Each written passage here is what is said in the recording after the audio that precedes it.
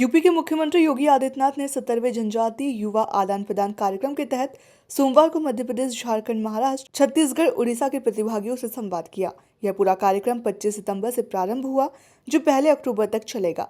CM ने उत्तर प्रदेश के युवाओं का स्वागत व अभिनंदन करते हुए अपील की कि आप सब देश की एकता और अखंडता के लिए अपने को तैयार करेंगे। सीएम ने मेहमान युवाओं को शादी, नवरात्रि और विजयादशमी की भी शुभकामनाएं दी। नेहरू युवा केंद्र से जुड़े हुए हमारे सभी अधिकारीगण, उत्तर प्रदेश सरकार के हमारे अधिकारीगण, देश के अंदर छत्तीसगढ़, झारखंड, मध्य प्रदेश, उड़ीसा, महाराष्ट्र से आए हुए हमारे सभी जनजातीय क्षेत्रों के सभी युवा प्रतिभागीगण और हमारी पैरामिलिट्री से जुड़े हुए सभी जवान और उपस्थित बहन और भाइयों, मुझे प्रसन्नता है कि आदरणीय प्रधानमंत्री जी की प्रेरणा से जनजातीय युवा आदान प्रदान कार्यक्रम यानी माई भारत आज लखनऊ में देश भर के लगभग 200 नौजवान इस अभियान का हिस्सा बन रहे हैं। यह प्रधानमंत्री जी के एक भारत श्रेष्ठ भारत कार्यक्रम का एक हिस्सा है, जहां पर हमें पूरे देश को देखने, समझने और आपस में एक दूसरे के साथ अपनी संस्कृति को साझा करने का एक अवसर भी प्राप्त होता है।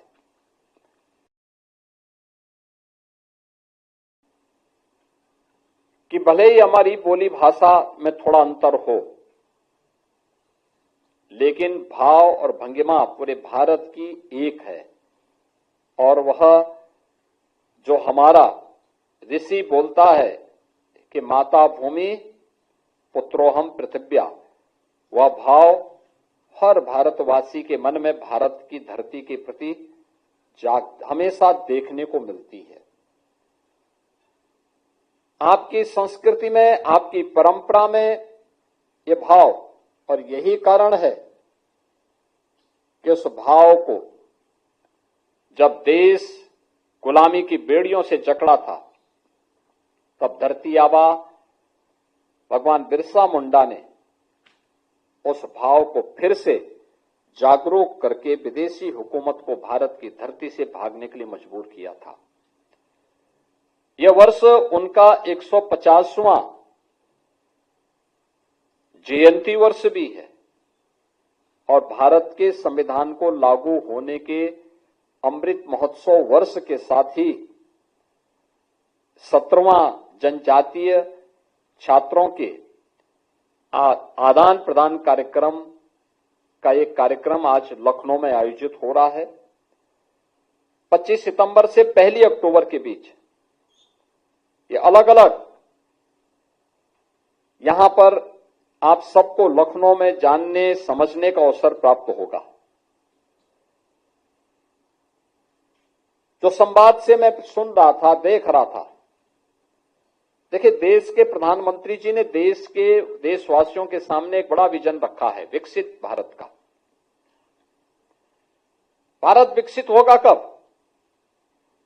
जब हर भारतवासी के मन में विकसित होने का एक संकल्प होगा, उसे अपने जीवन का हम मंत्र बनाएंगे तब। कांधला हो,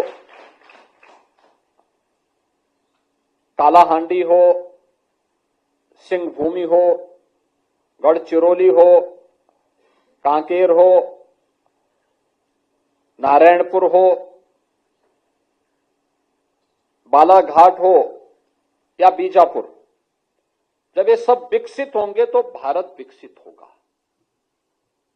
और भारत विकसित होगा 140 करोड़ भारतवासियों की आशा और आकांक्षा के अनुरूप हमें विकास हर जगह देखने को मिलेगा। इसके लिए उन्होंने पंच प्रण की बात की। 5 प्रण हर भारतवासी के मन में आने चाहिए। एक, अपनी विरासत पर गौरव की अनुभूति होना। हम भारत के सभी महापुरुषों के प्रति, देवी देवताओं के प्रति, ऋषि मुनि परंपरा के प्रति, स्वतंत्रता संग्राम सेनानियों के प्रति श्रद्धा का भाव रखते हैं। प्रधानमंत्री जी ने इस बात को कहा, विरासत पर गौरव की अनुभूति हमारे मन में होनी चाहिए आगे बढ़ने के लिए। नंबर 2, उन्होंने कहा गुलामी की मानसिकता को त्यागना होगा। गुलामी की मानसिकता क्या? ये है जो हम लोगों के मन में आती है कि साहब हम नहीं कर पाएंगे, ये गलत है। हम कर सकते हैं, हम करेंगे, ये भाव हमारे मन में होना चाहिए। तीसरा, देश की सुरक्षा के लिए अपना बलिदान देने के लिए सदैव तत्पर रहने वाली सेना, अर्धसेना और पुलिस के जवानों के प्रति, उसकी यूनिफॉर्म के प्रति हर भारतीय के मन में सम्मान का भाव होना चाहिए। चौथा, सामाजिक एकता का, एक भारत श्रेष्ठ भारत। देश के अंदर राज्य अलग अलग होंगे, जातियां अलग अलग होंगी, खान पान अलग अलग होगा, बोली भाषा अलग अलग होगी, लेकिन इस सब के बावजूद हम भारतीय हैं। नेशन फर्स्ट के इस अभियान के साथ हम सब जुड़ करके कार्य करेंगे। यह सामाजिक एकता का भाव, एकता का यह भाव हर भारतीय के मन में होना चाहिए। और पांचवा, जो प्रधानमंत्री जी ने हर भारतवासी से अपील की है, और वह नागरिक कर्तव्य। छात्र अपने दायित्वों का निर्वहन करें, शिक्षक अपने दायित्वों का निर्वहन करें, समाज के हर तबके का व्यक्ति, किसान अपने कर्तव्य का निर्वहन करे, युवा अपने कर्तव्य का निर्वहन करे, सरकारी सेवक अपनी कर्तव्यों का निर्वहन करें, हर जनप्रतिनिधि अपने कर्तव्यों का निर्वहन करें। नागरिक कर्तव्य के रूप में जिस व्यक्ति की जो जिम्मेदारी है, ईमानदारी से उस कार्य को करना, यही हमारा राष्ट्रीय दायित्व होना चाहिए। ये पंच प्रण विकसित भारत की आधारशिला बनेंगे और विकसित भारत भारत की 140 करोड़ आबादी की आशाओं आकांक्षाओं के अनुरूप होगा।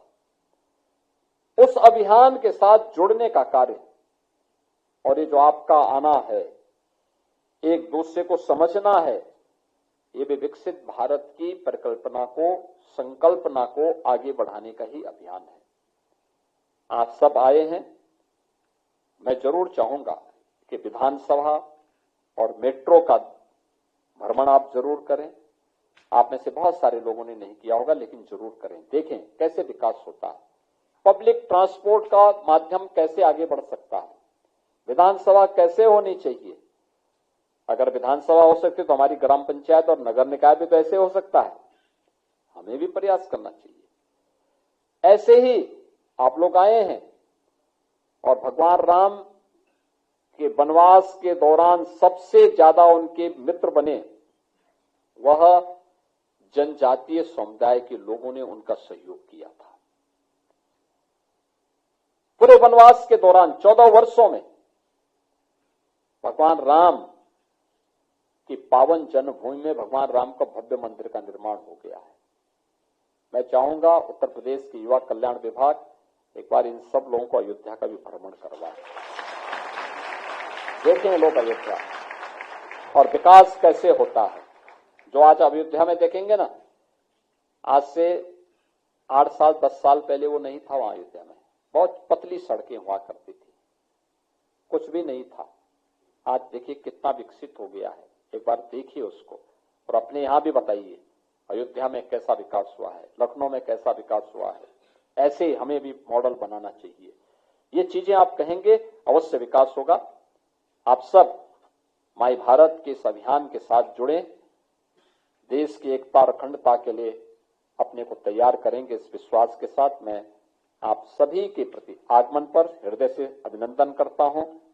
वर्तमान में यहाँ पे शारदीय नवरात्रि के कार्यक्रम चल रहे हैं।